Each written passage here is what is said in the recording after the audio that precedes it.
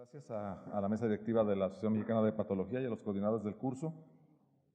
Y en los siguientes minutos vamos a hablar un poco sobre la interpretación de las pruebas de funcionamiento hepático. Y quiero mostrarles esto, que es extraído de la consulta cotidiana y que ejemplifica de manera muy clara la importancia de hacer una correcta interpretación. Este es un joven de 18 años de edad sin antecedentes relevantes, negó el consumo de alcohol, drogas o transfusiones, recién había ingresado a la escuela de medicina, comenzaba apenas sus estudios en medicina y los padres lo empiezan a notar con un discreto tinte ictérico escleral. De forma intermitente él negaba acolia y coluria.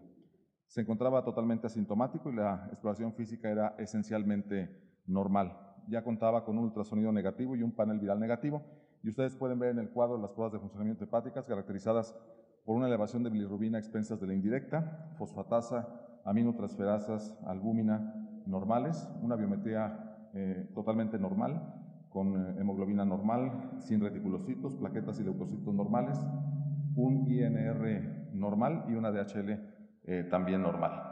Me llama la atención porque lo envían específicamente para la realización de una biopsia hepática, lo cual veremos un poco más adelante si es realmente necesario. Las pruebas de funcionamiento hepático son un conjunto de análisis bioquímicos inespecíficos que al combinarse permiten establecer el estado del hígado. Por su utilidad, por su accesibilidad y por su bajo costo, son ampliamente solicitados en la práctica diaria, pero deben ser interpretados en forma cuidadosa, siempre basándonos en la historia clínica del enfermo y con los antecedentes que él nos refiera.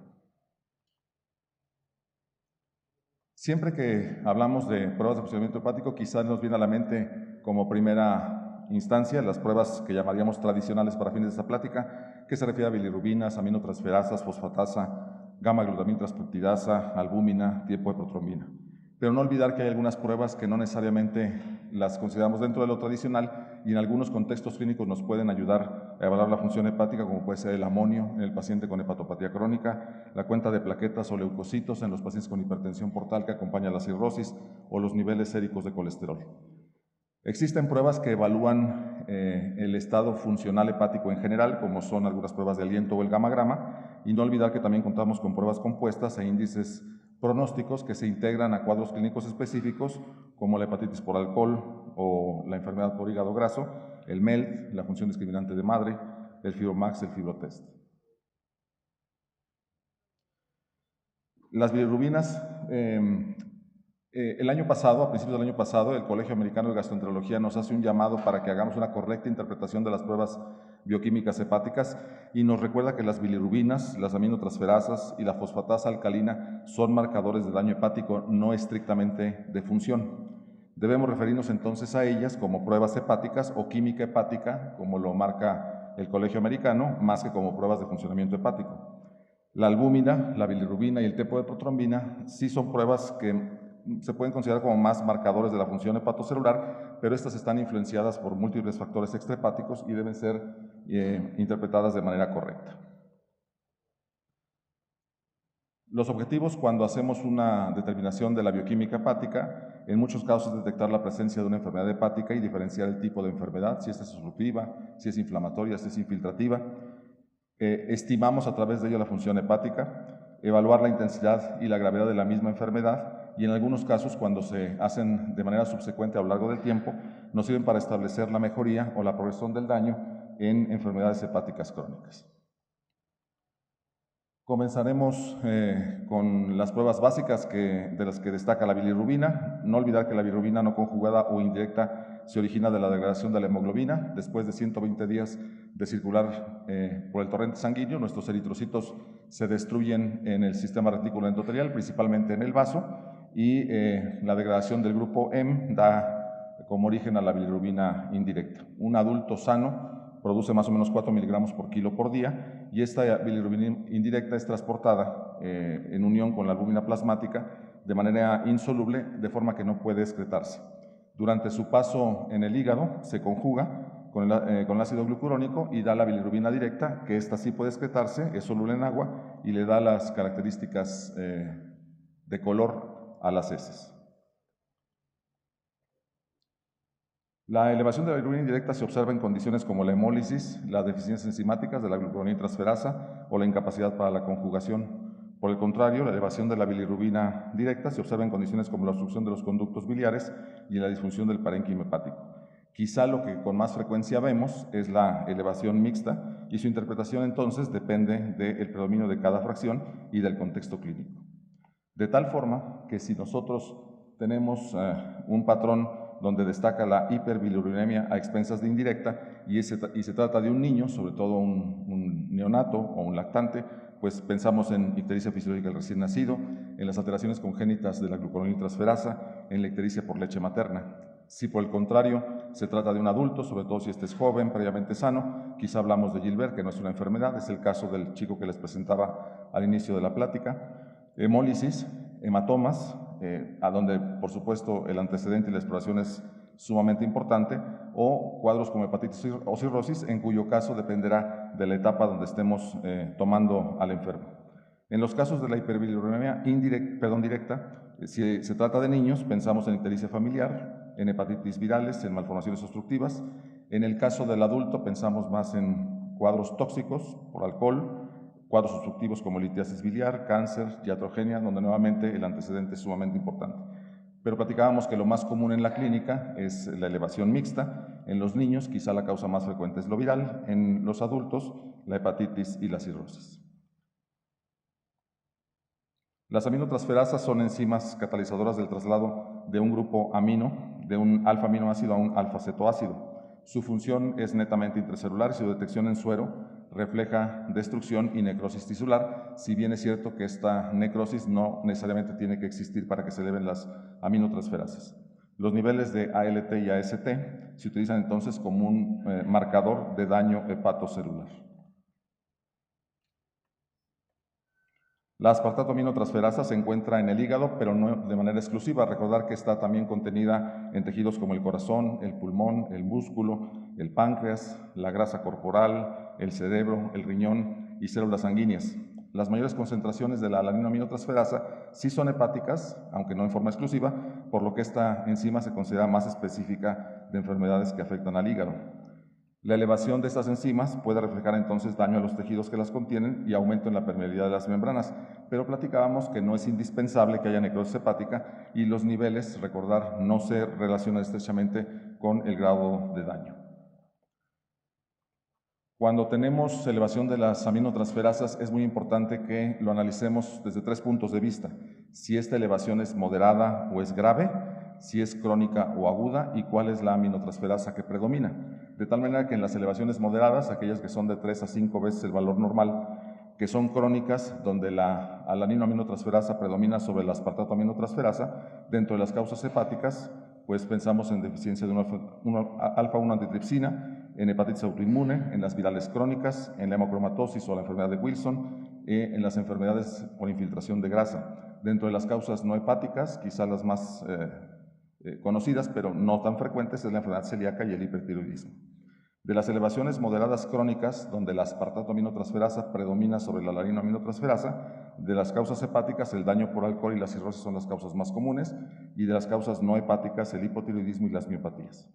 Cuando las elevaciones son graves, hablamos de niveles arriba de 20 o 25 veces el valor normal de aminotransferasas.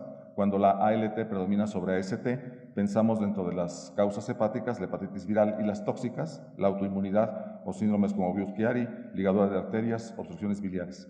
En el caso de las agudas graves, donde predomina AST, dentro de las causas hepáticas pensamos más frecuentemente en medicamentos y toxinas, y dentro de las no hepáticas, la rhabdomiólisis. Hay algunas condiciones en las que la relación AST-ALT nos puede ser de ayuda, nunca separada del contexto clínico, siempre pensando en la historia clínica del paciente y los datos clínicos que nos manifiestan. En el daño hepático por alcohol, por ejemplo, el nivel de AST es menor habitualmente de 300 unidades por decilitro y la relación de AST-ALT es mayor de 2. Por el contrario, en el daño muscular agudo, la relación AST-ALT se incrementa a más de 3, y en la miopatía crónica las elevaciones son muy similares, la relación es 1 a 1, y frecuentemente tenemos que requerir de enzimas musculares para que nos permitan hacer la diferenciación entre la fuente de la elevación enzimática, si es muscular o si es hepática. Siempre hablamos de la fosfatasa alcalina en singular, pero no hay que olvidar que este es un grupo de isoenzimas que se distribuyen en todo el cuerpo, principalmente en el hígado y en el hueso, pero recordar que están en muchos otros tejidos, en las glándulas salivales, en la pared intestinal, por mencionar solamente algunos. Se encuentran en la membrana canicular de los hepatocitos y su función, estrictamente hablando, no la conocemos a cabalidad. Su valor clínico principal es la detección de trastornos colestásicos que se asocian a obstrucción del flujo biliar y frecuentemente se asocian a ictericia. Para ello se debe verificar que el origen de la fosfatasa alcalina sea hepática y aunque se pueden establecer o medir las isoenzimas de la fosfatasa, quizá lo más práctico, lo que hacemos todos los días, es corroborar la fuente de esa posible colestasis midiendo la gamma-glutamiltranseptidasa. La gamma-glutamiltranseptidasa cataliza la transferencia de grupos gamma-glutamilo de algunos péptidos como el glutatión hacia otros péptidos y participa en la reabsorción de aminoácidos del filtrado glomerular y del lumen intestinal. Esta enzima se localiza en las membranas de los riñones, del páncreas, del vaso, del hígado, del cerebro y de las vesículas seminales y se eleva muy rápidamente cuando hay cuadros inflamatorios, por ejemplo colestitis, necrosis hepática o pancreatitis aguda. También se ha utilizado como un marcador de abuso de alcohol por su rápida elevación cuando se consume esta sustancia. De los marcadores que sí nos pueden evaluar en general o dar una idea más clara de la función hepática general son las proteínas. Y no hay que olvidar que el hígado produce aproximadamente 50 gramos de proteínas al día. Prácticamente todas las proteínas, con excepción de las inmunoglobulinas, se producen en el hígado. Por supuesto, la más conocida y la más importante desde el punto de vista clínico es la albúmina, pero también el fibrinógeno, la transferrina, la ceruloplasmina, las aptoglobinas. Cuando tomamos en cuenta los niveles de albúmina como un marcador de función hepática, no olvidar que la hipoalbuminemia se puede ocurrir y se ve influenciada por muchos otros factores y enfermedades que pueden afectar al sujeto, y esto lo tenemos que tomar en cuenta para hacer una correcta valoración. Sin embargo, es un excelente índice de gravedad y de pronóstico en muchos padecimientos hepáticos. Otras pruebas que nos ayudan a valorar bien la función hepática es la coagulación, y es que los factores de coagulación se producen en gran número en el hígado. Sintetiza la mayoría, de hecho, el 1, el 2, el 5, el 7, el 9 y el 10. Debido a que estos factores de coagulación tienen una vida media muy corta, el descenso en su síntesis se refleja inmediatamente sobre pruebas de coagulación, de tal manera que la medición del tiempo de protrombina es de utilidad en enfermedades hepáticas agudas. Y de hecho el INR forma parte de diversos sistemas de valoración pronóstica en diferentes contextos clínicos, por ejemplo, en el daño tóxico por acetaminofén, en la hepatitis alcohólica, y forma parte de sistemas complejos como el MEU. De tal manera que cuando tenemos a un paciente con alteración de las pruebas bioquímicas hepáticas, lo que nos interesa de inmediato es identificar la anormalidad predominante. Si la anormalidad predominante es el aumento de bilirrubina a expensas de indirecta, pero las transaminasas, las aminotransferasas y la fosfatasa alcalina se encuentran normales, pensamos, sobre todo si el contexto clínico es de una persona previamente sana, pues como en el chico que les presentaba al principio de la plática, en una síndrome de Gilbert que ni siquiera podríamos considerar como una enfermedad y cuya traducción clínica realmente es mínima. La presencia de hemólisis puede existir, pero es relativamente fácil detectarla a través de una biometría hemática, de la presencia de reticulocitos o la medición de enzimas que nos hablen de hemólisis. Cuando el enfermo se presenta con predominio de elevación de fosfatasa alcalina, verificamos que esta fosfatasa sea de origen hepático a través de la medición de gamma-glutamiltranseptidasa. Y tendremos que ver qué otro factor acompaña a la elevación de las fosfatasas. Lo frecuente es que observemos también elevación discreta o variable de las bilirrubinas, en cuyo caso pensamos en obstrucción, y un ultrasonido abdominal generalmente nos es de mucha utilidad. Generalmente, si hay dilatación, establecemos el diagnóstico y la terapéutica apropiada. En otros casos, cuando va combinado con aminotransferasas, pero la sospecha de posible obstrucción es latente, el ultrasonido puede ser de utilidad, pero puede ser no suficiente, de tal manera que estudios más dirigidos a la identificación de obstrucción, como el ultrasonido endoscópico o la coagulografía por endoscopia, pueden ser de utilidad. En aquellos sujetos en los que no hay dilatación de las vías biliares o datos francos obstructivos, pues la resonancia magnética, los anticuerpos, quizá la biopsia pueden ser de utilidad. En el caso de los pacientes donde el predominio es la elevación de aminotransferasas, Recordar, ver los niveles, ver si es agudo o es crónico y si el patrón predomina una aminotransferasa sobre otra. En términos generales, las elevaciones graves, las importantes, en rangos de miles, nos hablan acerca de virus, de fármacos y de tóxicos. Las elevaciones más moderadas, los niveles más intermedios, nos hablan más bien de patopatías crónicas, alcohol, virus, enfermedades infiltrativas. Los niveles más moderados, los más leves, pero crónicos, nos hablan más de infiltración por grasa, alcohol o enfermedades virales crónicas. De tal manera que el mensaje, en términos generales, es no hacer una interpretación de las pruebas de funcionamiento hepático en forma aislada. Es uno de los errores más comunes que se cometen. Recordar que ninguna de las pruebas es específica y se requiere forzosamente de la combinación de varias para poder establecer un diagnóstico y nunca separadas de la historia clínica y del contexto del enfermo. En conclusión, podríamos decir que las pruebas bioquímicas hepáticas son un conjunto de análisis inespecíficos, no olvidarlo. Su análisis se basa en una adecuada combinación de las pruebas, historia clínica detallada y sobre todo del contexto del enfermo. Y la interpretación cuidadosa nos permite aproximarnos a establecer diagnósticos lo más certero posible y elegir adecuadamente los exámenes complementarios que muchas veces son requeridos en estos padecimientos.